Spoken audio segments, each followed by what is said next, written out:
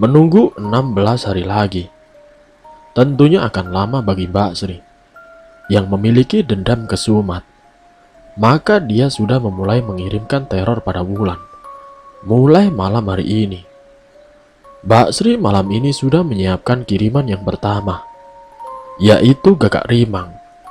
Burung ini sudah di atas rumah Wulan. Suaranya mulai berbunyi nyaring dalam kegelapan malam.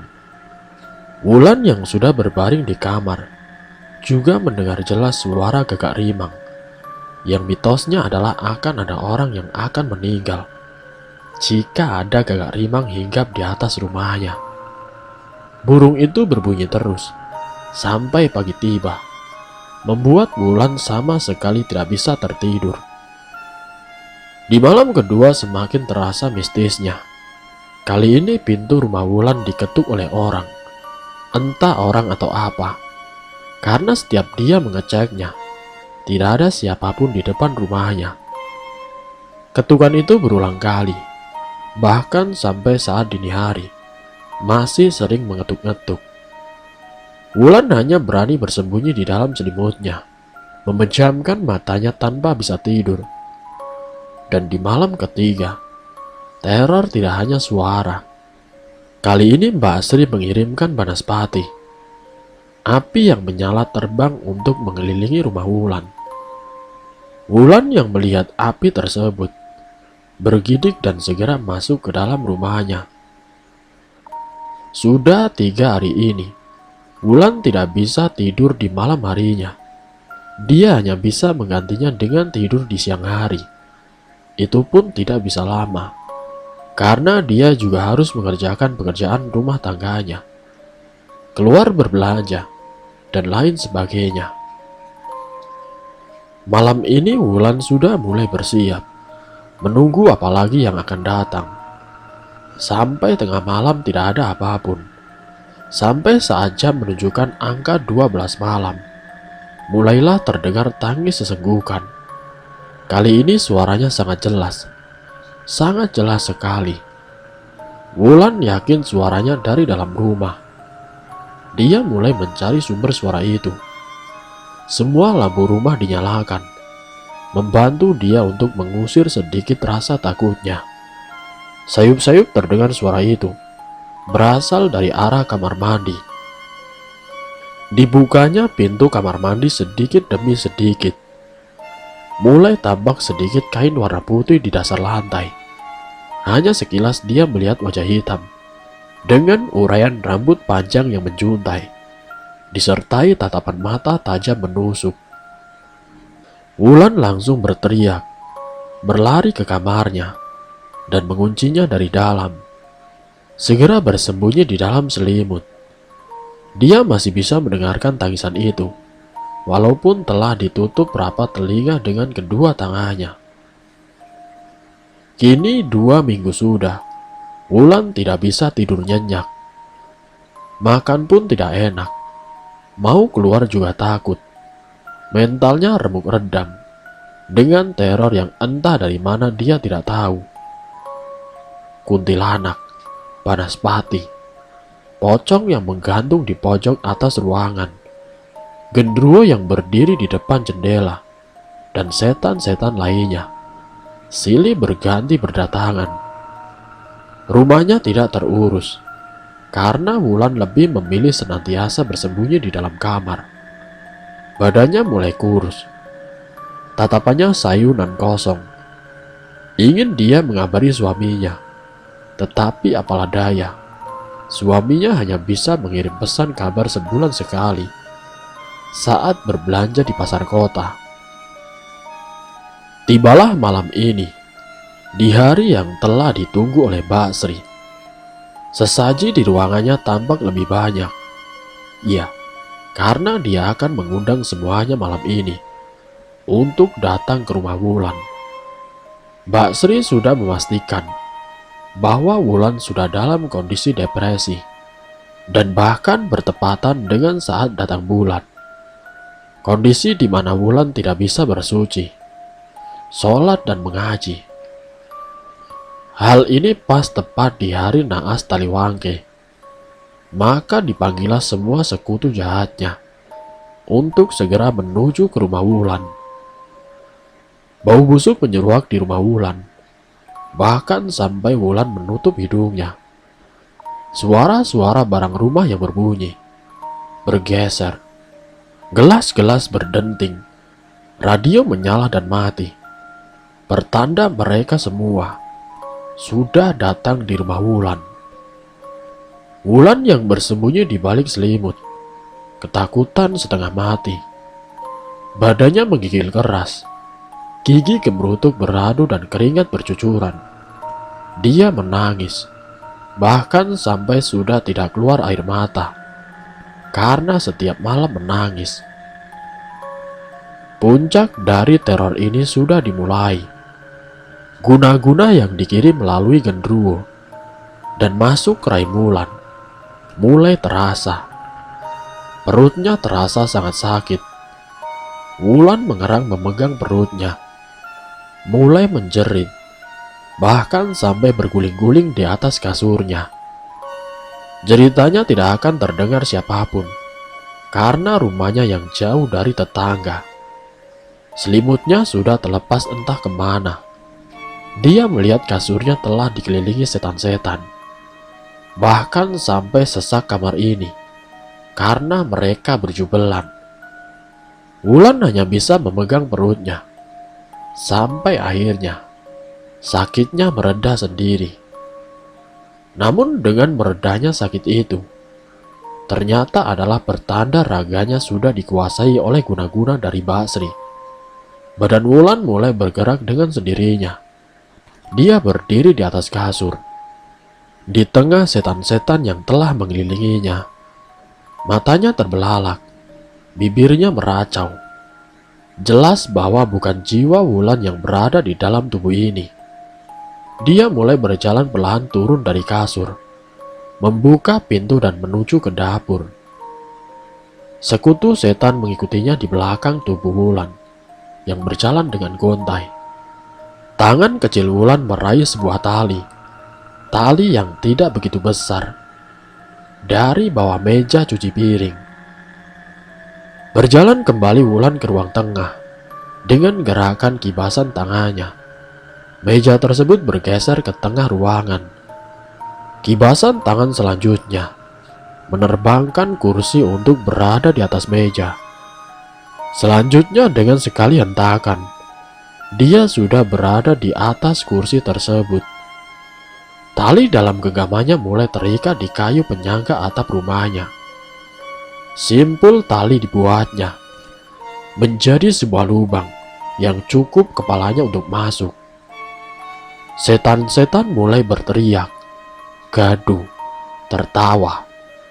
Kepala Wulan bergerak memasuki lubang tali. Lehernya mulai terikat tali itu.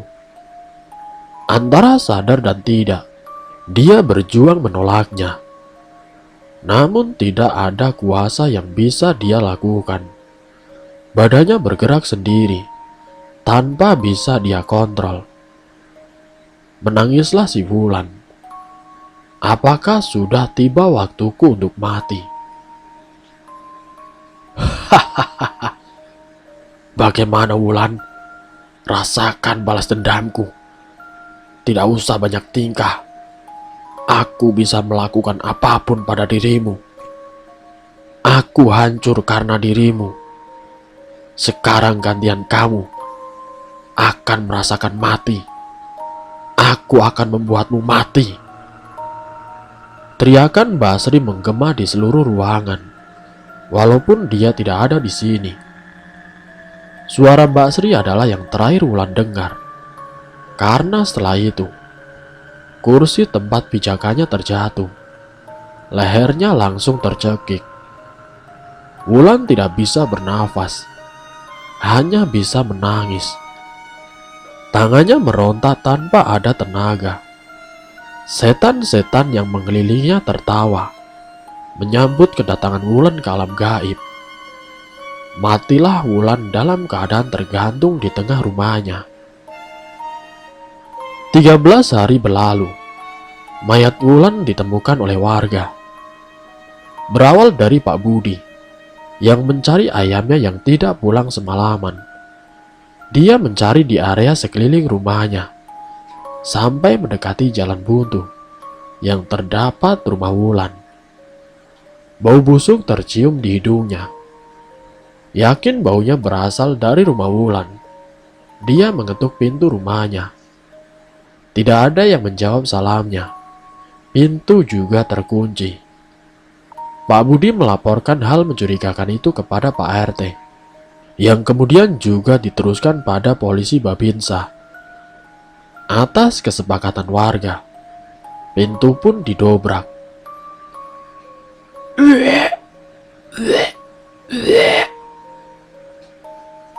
Orang-orang yang melihat Wulan tergantung, banyak yang langsung muntah.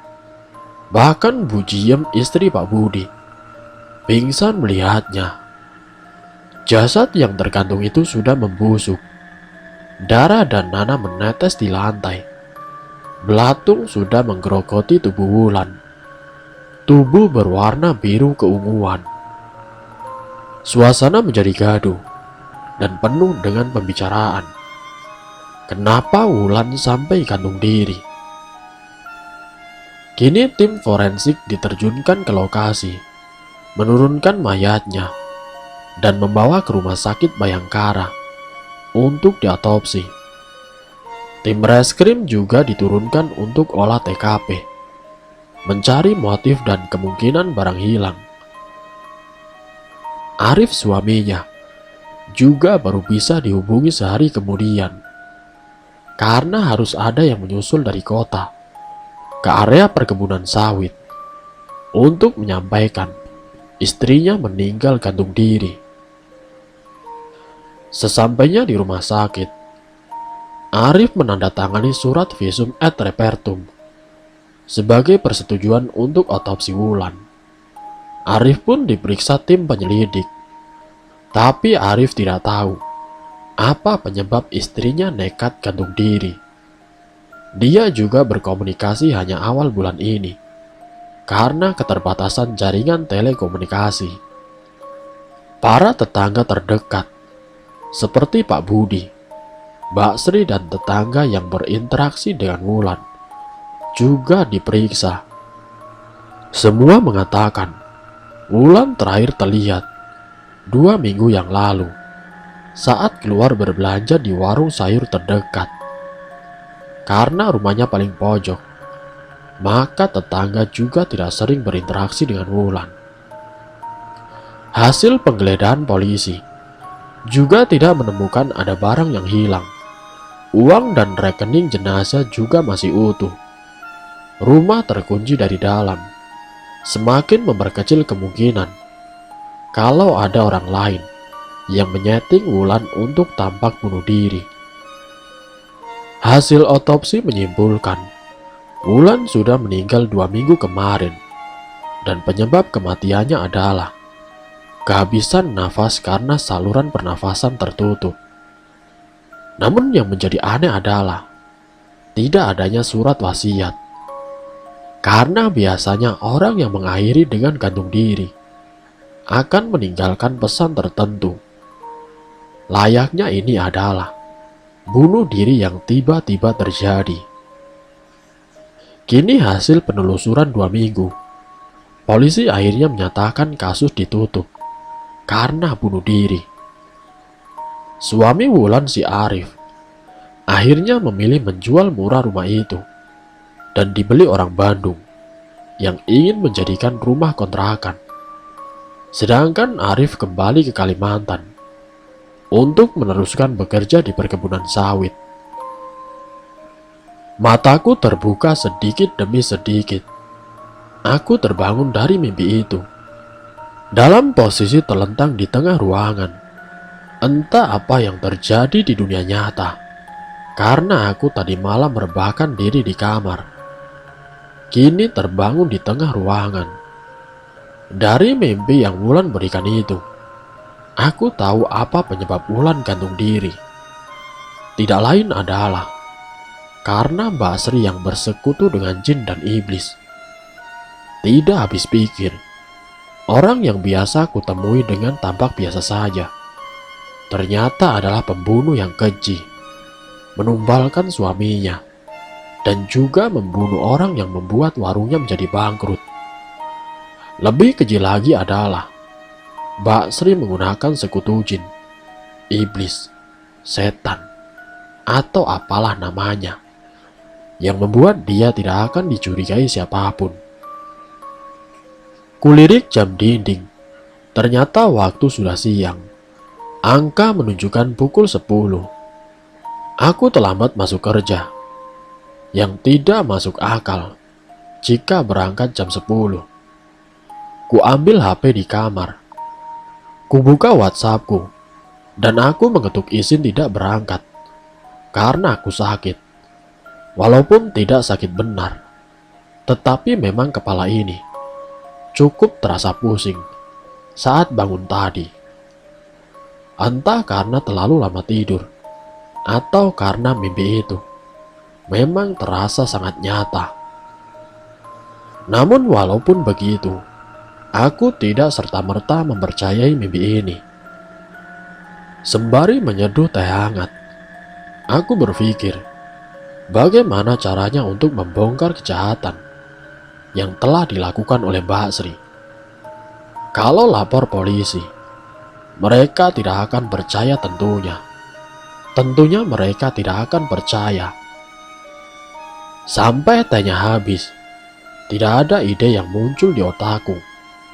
Padahal aku harus menemukan bukti yang berkaitan dengan kematian si Wulan. Jika memang benar ada, maka mimpi-mimpi yang datang itu adalah sebuah kenyataan. Aku mulai mencatat hal-hal yang berkaitan dengan Mbak Sri. Mulai dari kebiasaannya menjemur baju, estimasi dia berangkat ke warungnya, jam pulang dari warung, alamat warung, dan perkiraan lama perjalanan.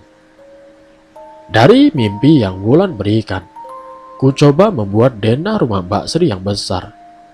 Lantai 1 tergambar dengan jelas. Lantai 2 sama sekali tidak ada bayangan. Ruangan ritual ada di bagian belakang, dekat dengan dapur dan kamar mandi. Motor aku keluarkan. Sengaja aku berpura-pura lewat di depan rumah Mbak Sri. Semua bagian rumah berpagar dengan tinggi. Pintu gerbang hanya ada di depan. Rumah yang terlalu mencolok dibandingkan tetangga yang lainnya. Dan yang aneh adalah tidak ada pembantu dan petugas keamanan yang dia pekerjakan setahuku. Seharian berkutat. Akhirnya aku putuskan waktu yang tepat untuk bisa menyusup ke rumah Mbak Sri, yaitu saat hari Minggu besok, di saat Mbak Sri berada di warungnya, untuk membuktikan apa benar Mbak Sri memiliki ritual sakral di rumahnya. Keesokan harinya, tangga itu kini menempel di tembok belakang rumah Mbak Sri. Kakiku mulai menapak anak tangga satu demi satu. Dari atas tembok aku melompat menuju ke kebun belakang rumah Mbak Sri. Tanaman dan rerumputan yang agak tinggi sedikit menghalangi langkahku. Sebuah pintu dan jendela terlihat di belakang rumah, terkunci. Namun aku tidak habis akal, karena aku sudah menyiapkan sebuah obeng. Ceklek! Jendela berhasil kucongkel dengan mudah. Sekilas aku mengamati. Ini adalah dapur. Perlahan tubuhku kuseret untuk masuk. Pintu ruang ritual sudah nampak di depan mataku, persis di samping dapur seperti di mimpi itu. Nafasku tertahan. Jujur aku sedikit takut. Kutariknya gagang pintu itu. Tidak terkunci. Ternyata benar. Ini adalah ruang ritual tempat Mbak Sri. Ruangan ini tidak besar. Di dalamnya tidak banyak barang, dengan cat yang seutuhnya hitam. Hanya ada beberapa alat untuk sesaji saja, seperti bokor emas, tungku kemenyan, tampah, beberapa keris dan wadah dupa. Boneka Jailangkung dan boneka yang biasa untuk santet juga ada. Tidak ada sesaji seperti yang aku bayangkan. Mungkin karena Mbak Sri belum waktunya melakukan ritual. Di atas meja kecil terdapat beberapa tumpukan kertas. Aku mengambilnya, membukanya satu persatu. Mataku tertuju pada sebuah tulisan dengan coretan tidak jelas. Mengandalkan cahaya dari luar ruangan, aku sedikit bisa membaca isinya. Di situ ada nama suaminya, nama Wulan, dan beberapa nama lainnya, dengan centang di belakang nama-nama tersebut. Ada juga nama-nama yang belum diberi centang, dan ada nama Pak Budi dalam list itu. Foto-foto mereka juga ada di tumpukan kertas itu. Asumsi dalam pikiranku, ini adalah nama korban dan calon korban yang akan digunakan oleh Mbak Sri. Mungkin sebagai tumbalnya. Pintu tertutup dengan sendirinya. Aku terperanjat sampai kertas-kertas itu berjatuhan. Segera aku dorong pintu itu, namun tidak bisa. Pintu ini terkunci. Gelap sekali, karena memang ruangan ini tidak dipasang lampu. HP, ya. Aku mengeluarkan HP dari kantong sakuku. Senter kamera aku nyalakan. Sebaiknya aku foto dulu kumpulan kertas yang kutemukan, lengkap dengan foto-foto orang yang ada di dalamnya. Bawaannya tercium dari hidungku. Kuputarkan cahaya HP ke ruangan ini. Jantungku seperti berhenti, sampai aku jatuh terduduk. Cahaya senterku menangkap bayangan di depan mataku. Hanya bayangan, tapi sangat jelas. Sesosok makhluk besar, berbulu hitam legam, persis dengan yang ada di mimpi yang Wulan berikan. Taringnya memanjang, dengan mata yang merah menyala.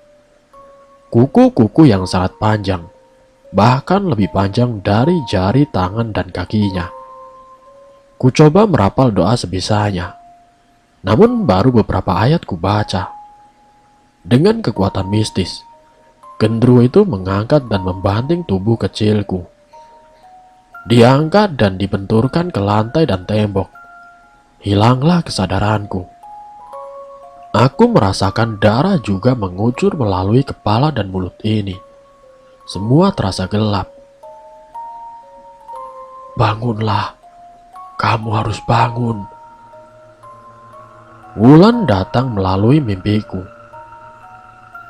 Tidak bisa, Wulan, badanku terasa remuk. Jawabku. Kalau begitu, aku akan meminjam ragamu, sahut si Wulan. Belum aku menjawab apapun, aku sudah kembali bisa melihat ruangan ritual lagi. Gendruwo juga masih ada dan berdiri di situ. Apa yang sebenarnya terjadi? Aku juga melihat tubuhku masih ada di lantai. Ternyata aku seperti telah keluar dari ragaku. Rohku ada di luar tubuhku, seakan menambah keherananku. Jasadku kini mulai membuka matanya, bangun dan berdiri menatapku. Aneh sekali rasanya, dipandang oleh badanku. Namun kini aku tahu bahwa yang mengisi badanku sekarang adalah si Wulan. Pintu ruangan tiba-tiba terbuka. Mbak Sri berdiri di depan pintu. Pasti gendruwo itu yang mengirim kabar kepada majikannya. Niafa, kenapa kamu ada di sini? Mbak Sri menghardiku, menghardik jasadku yang berisi roh Wulan.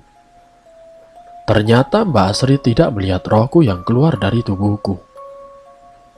Melalui badanku, Wulan tersenyum sinis, menatap dengan kebencian. Melangkah maju ke depan, menuju pada Mbak Sri. Gendruwo segera berusaha menghalangi dengan kekuatannya. Tapi tidak apapun yang terjadi. Badanku yang dipinjam oleh Wulan mulai mengeluarkan cahaya merah. Entah dari mana asalnya. Yang jelas aku merasa cahaya itu seperti tameng yang melindungi jasadku dari ancaman. Jasadku masih bergerak maju. Mbak Sri tidak mau tinggal diam. Dia juga maju dan menjambak rambut kepala, mencoba menjatuhkan tubuhku. Tidak berhasil, seperti ada tenaga yang mendukung tubuhku. Wulan menyeringai sinis lagi. Kini dia menggunakan tubuhku untuk mencekik Mbak Sri. Dicekiknya dan bahkan sampai terangkat, lalu dibantingkan ke bawah. Mbak Sri ketakutan, mundur perlahan dalam duduknya. Ampun, ampun, jangan bunuh aku, ucapnya dalam isak tangisan. Niafa, kamu kira ini Niafa? Aku Wulan Sri. Apa kamu sudah lupa denganku? Hahaha. Wulan menjawab dengan cekikikan. Setelah kau membunuhku, lalu kau masih bisa melupakanku, Sri? Kebangetan, pekik si Wulan. Suaranya sangat parau. Tidak seperti suaraku, walaupun dia memakai badanku. Mbak Sri mundur terduduk, sampai mentoklah dia di ujung tembok. Menangis, lalu menelungkup bersujud memohon ampun. Setelah kamu menumbalkan keluargamu, kamu bunuh, kamu masih menginginkan ampunan? Telat, Sri. Tangan kiriku menjambak rambut Mbak Sri. Mbak Sri mencoba melepaskan tanganku. Tidak akan bisa. Tidak akan kulepaskan. Tangan kananku menggenggam sebilah keris yang diambilnya dari ruang ritual. Jiwaku berontak ingin menahan ini. Tapi Wulan sudah menguasai penuh tubuhku. Dia mulai mengarahkan keris itu ke punggungnya. 1 tusukan, 2, 3, dan seterusnya. Bahkan aku tidak bisa menghitungnya. Mbak Sri menggelepar di lantai, mengerang kesakitan.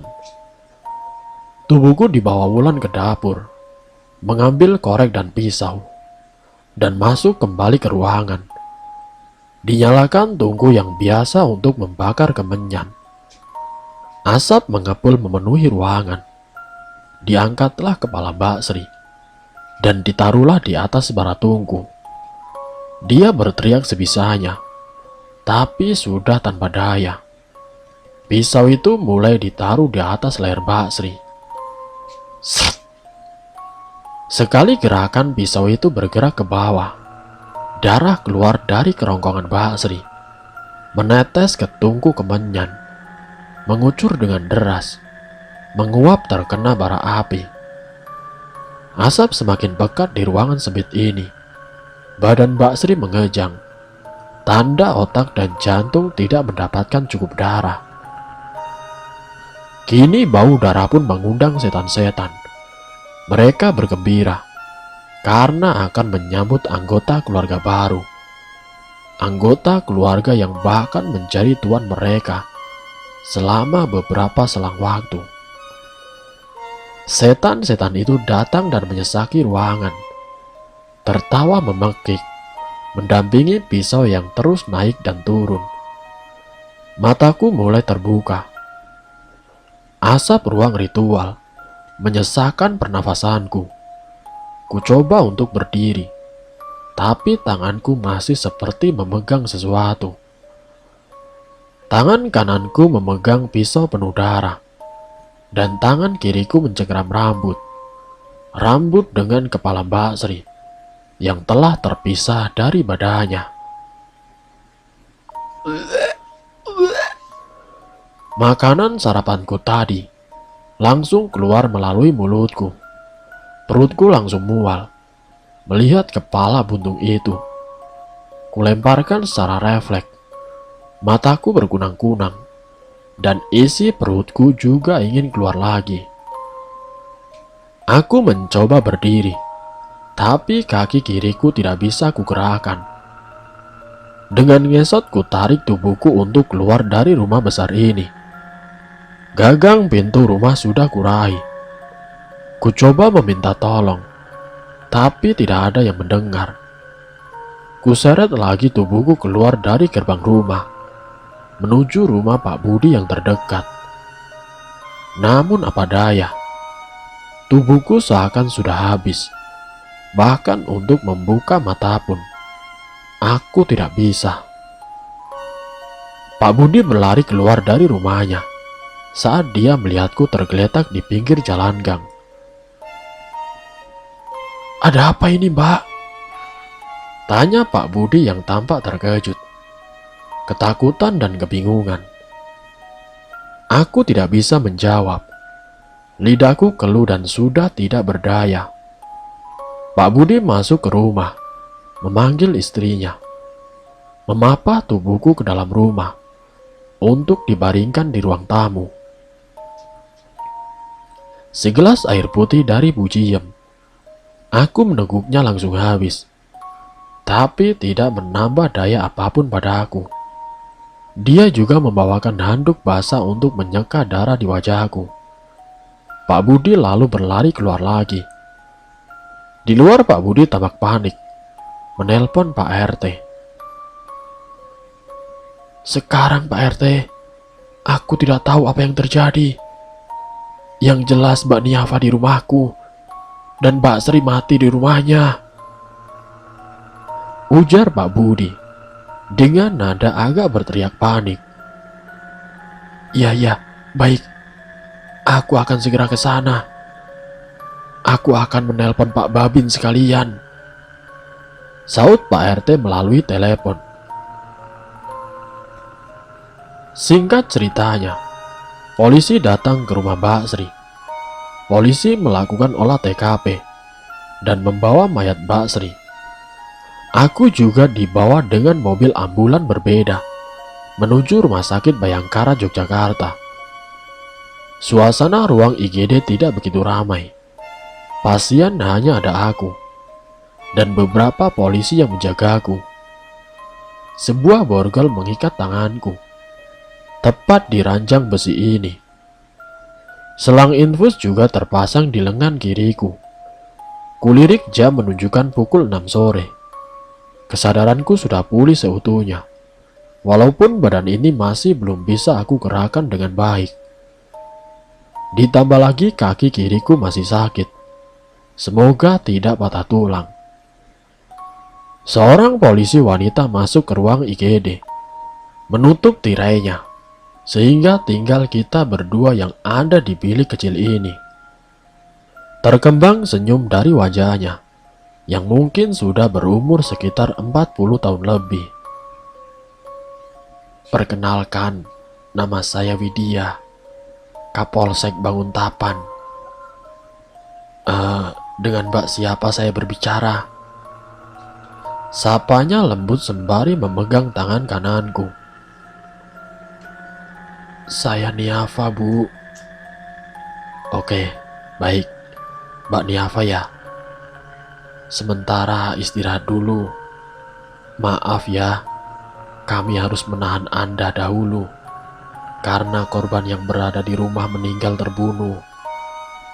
Informasi dari saksi sedang dihimpun dan olah masih berlangsung. Untuk prosesnya sekarang dilimpahkan kepada Polda DIY." Jawabnya pelan tapi penuh arti. Tapi bukan saya yang membunuhnya, Bu." Aku mulai menangis. "Siapa yang membunuh korban? Apakah Anda tahu?" "Ulan, Bu." Bibirku terucap, walaupun tidak yakin dengan ucapanku. "Wulan?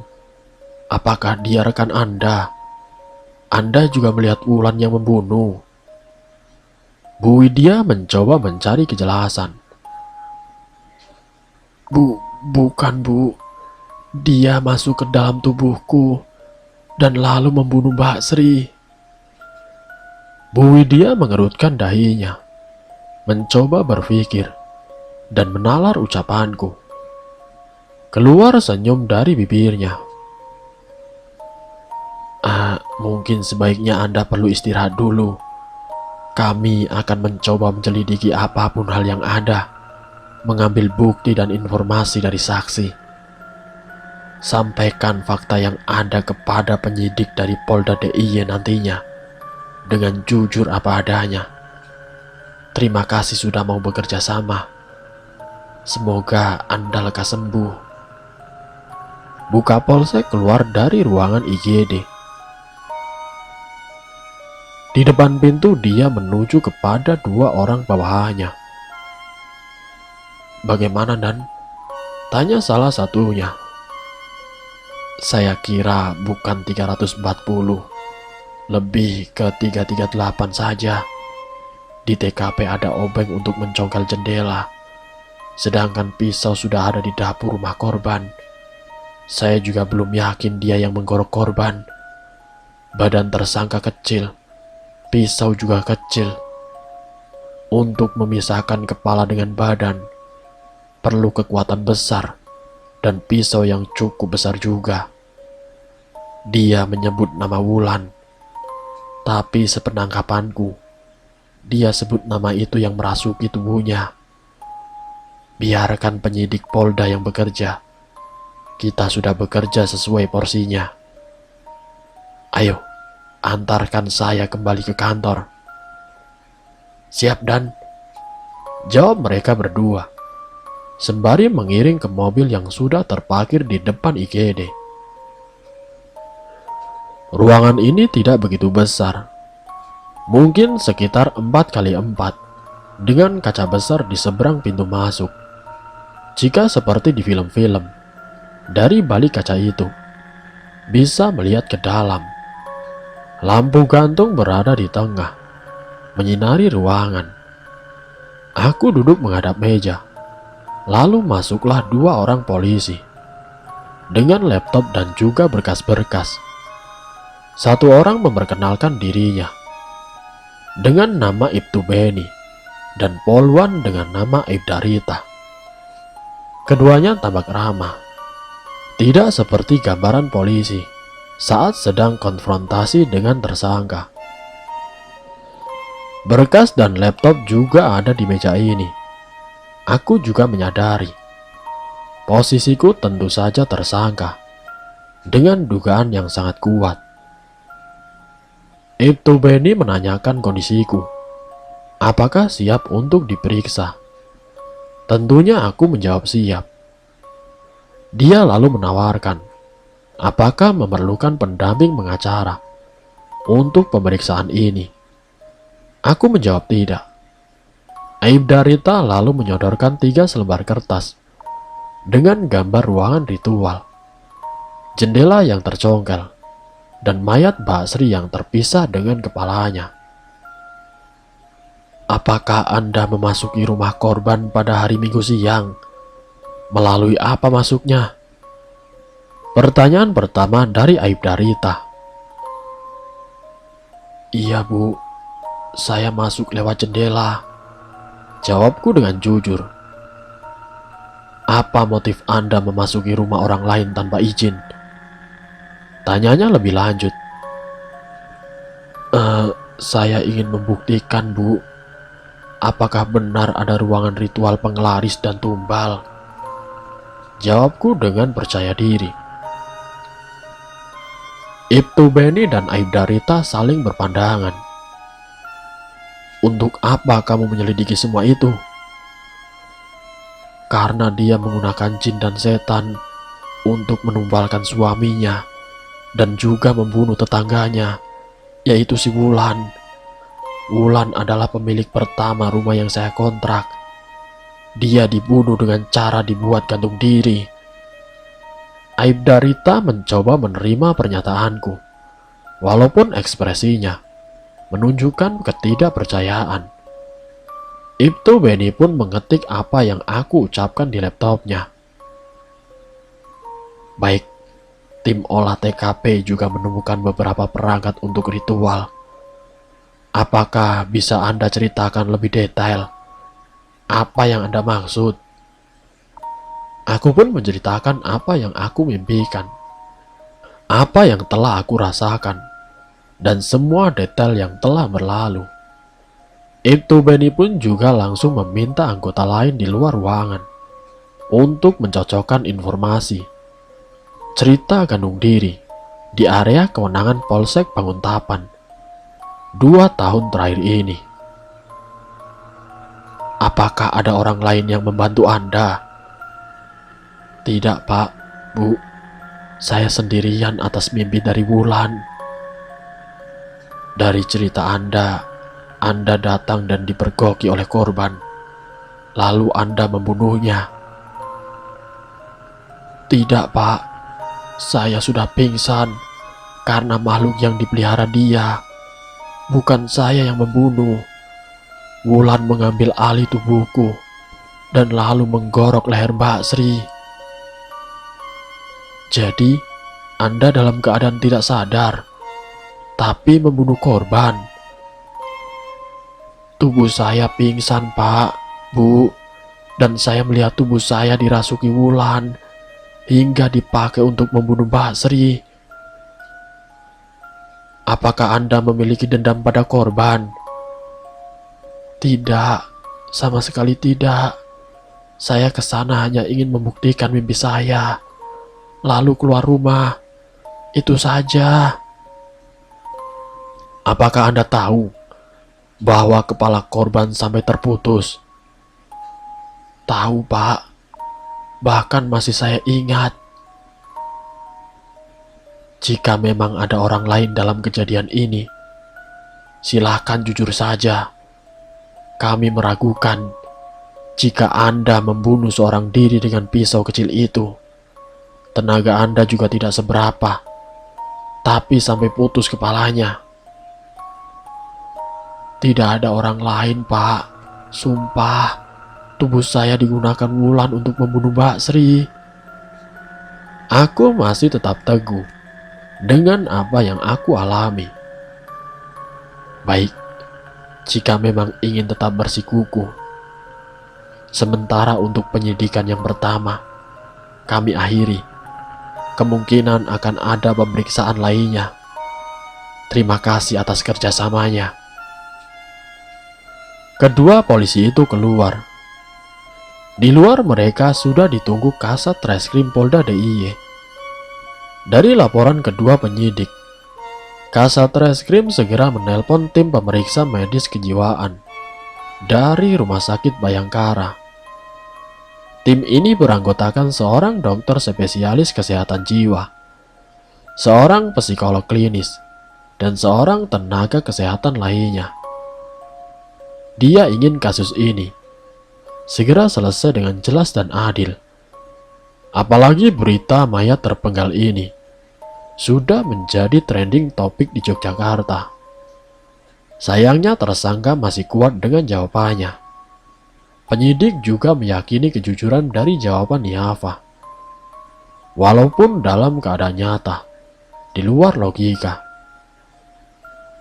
Aku pun keluar ruangan, didampingi seorang polwan, masuk kembali ke sel yang kecil dengan kaki kiri tertatih. Tapi masih bisa aku gunakan untuk berjalan. Lelah sekali batin ini.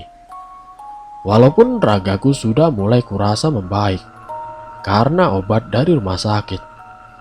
Ingin menyesali apa yang terjadi. Tapi semua memang sudah terjadi.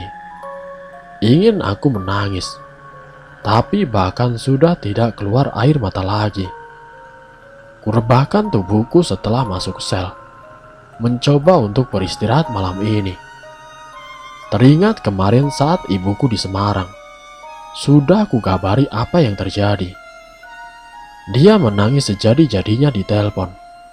Dilanjutkan dengan suara adik lelakiku yang mencoba tegar dan kuat walaupun suara tangisannya tetap keluar. Tadi pagi mereka pun datang. Ku coba menjelaskan apa yang terjadi. Ibuku masih tidak percaya. dengan apa yang kuceritakan. Dia tidak bisa percaya anak perempuannya bisa membunuh orang, bahkan sampai terpenggal, terpisah kepala dan badannya. Adik lelakiku hanya dia menunduk dalam tangisannya. Pak Budi dan Bu Jiem juga datang. Mereka menjenguk bersama Pak RT. Sekedar ingin mengetahui kondisi terbaruku saat di sel Polda. Mereka juga ingin mendengar apa yang terjadi di TKP. Karena masih yakin diriku tidak bisa dan tidak akan membunuh orang lain. Kusampaikan juga nama-nama yang kuingat di dalam daftar nama di kertasnya Mbak Sri. Mereka juga bercerita bahwa di rumah Mbak Sri sudah selesai olah TKP. Rumah juga sudah dibersihkan, tetapi masih tetap bergaris polisi. Kerabat Mbak Sri juga tidak ada yang mau datang. Warga juga tidak berani menguburkan dan memasrahkan jenazahnya kepada polisi. Ketua RT pun meminta warga untuk menggelar doa Yasin Tahlil, semata-mata untuk mendoakan keselamatan warganya.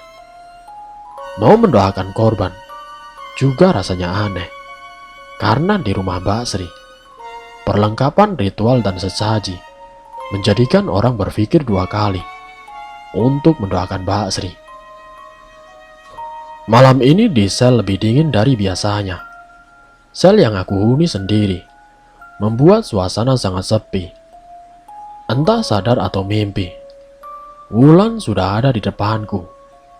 Kali ini wajahnya tidak lagi penuh darah dan nanah, berganti wajah pucat biasa.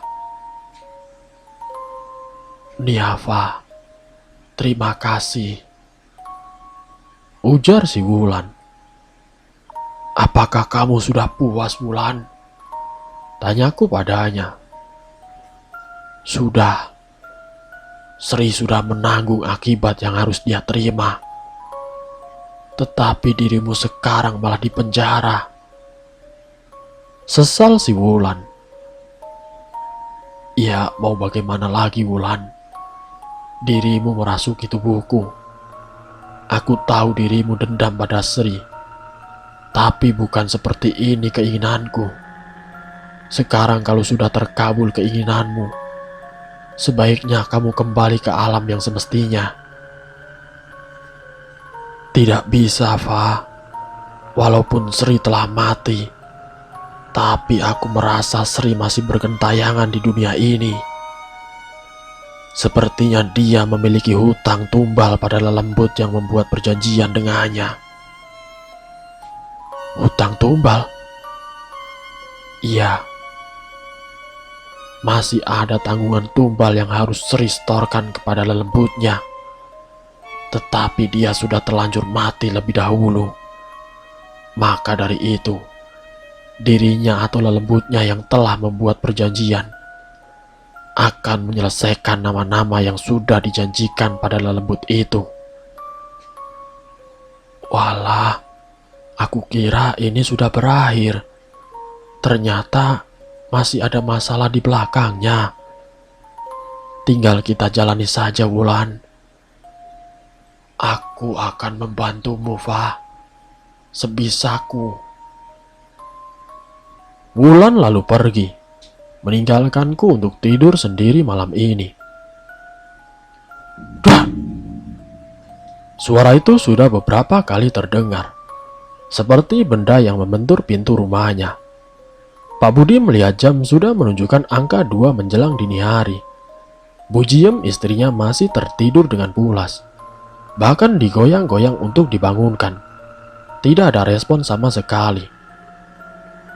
Duh! Pak Budi berdiri meninggalkan kasurnya. Antara penasaran dan takut bercampur menjadi satu. Yang jelas dia tahu ini adalah hari ke-7 dari saat pembunuhan si Mbak Sri. Berjingkat pelan-pelan menuju ruang tamu. Tirai sedikit disibak. Tidak terlihat apapun dari kegelapan malam. Berkeliling ekor matanya mencari sumber suara. Tiba-tiba bibirnya tercekat, nafasnya mendadak sesak. Dari kejauhan, lampu penerangan jalan menyinari sesosok tubuh. Tubuh dengan kebaya dan jarik yang tanpa kepala. Belum sempat melakukan apapun, tiba-tiba kepala Sri itu muncul di depan jendelanya. Kepala yang penuh dengan darah menetes dari leher yang terpenggal. Namun tidak berselang lama, Wulan telah datang. Dengan tangan panjangnya ia menarik tubuh Mbak Sri. Tubuh itu diangkat ke atas, yang kemudian dibanting secara keras ke lantai. Aku yang masih di dalam sel, terngiang-ngiang dengan obrolan kemarin. Harus bagaimana lagi, biar tidak ada tumbal lagi.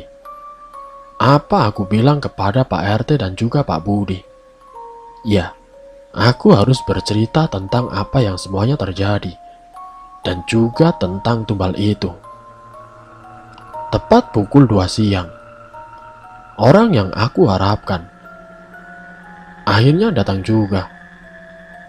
Saat mereka semua menjengukku, aku meminta mereka untuk mencari dan membawa seorang ahli agama. Saya minta tolong, Pak. Ini untuk keselamatan kita semua. Dengan kebingungan, Pak RT pun mengiyakan perintahku. Sampai akhirnya, Pak Agus, seorang kiai yang sudah terkenal di beberapa daerah, datang dengan tasbih yang melingkar di jemarinya. Aku pun mulai menceritakan kejadian itu semua. Dari awal sampai aku bisa masuk ke penjara. Aku pun memperlihatkan hasil jepretanku saat di ruang ritual Mbak Sri. Mereka semua tercengang dengan ceritaku, terutama Pak Budi, yang tubuhnya sudah gemetar hebat. Bagaimana ini, Pak? Saya tidak mau mati gara-gara dijadikan tumbal. Begini, Pak, sebaiknya kita berdoa, meminta perlindungan kepada Allah SWT. Dan nama-nama yang sudah tertera di kertas itu, sebaiknya ikut saya ke pesantren. Untuk sementara waktu, kalian akan tinggal di sana, agar saya maupun para santri bisa memantau, dan kita berdoa bersama-sama untuk menangkal itu semua. Pak Agus meminta diantar ke rumah Mbak Sri untuk melihat secara langsung bagaimana keadaan rumah itu.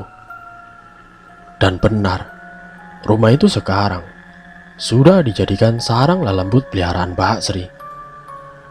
Pihak polisi pun antara percaya dan tidak, karena semua itu gaib. Hanya orang-orang tertentu yang bisa melihatnya. Namun karena adanya Pak Agus yang bisa mengiyakan dengan jelas tentang ceritaku, pihak polisi pun akhirnya percaya. Aku yang melihat Wulan berada di rumah itu bisa bernafas lega. Makasih ya, Pak, ujar Wulan dengan senyumannya. Aku pun mengangguk dan menghela nafas lega. Hari itu juga, nama-nama yang tertera di selembar kertas untuk sementara waktu tinggal di pesantren yang letaknya tidak jauh dari desa itu. Semoga semuanya baik-baik saja. Dan selesai. Itulah kisahku, kisah pengalamanku. Semoga dari kisah ini kita dapat mengambil hikmah dan juga pelajarannya. Ambil sisi positifnya dan buang jauh-jauh sisi negatifnya. Terima kasih untuk kalian yang sudah mampir di channel kami. Jika kalian tertarik dengan video kami, silakan tekan tombol like, share, dan komen. Tekan subscribe untuk mengikuti video-video kami yang selanjutnya. Wassalamualaikum warahmatullahi wabarakatuh.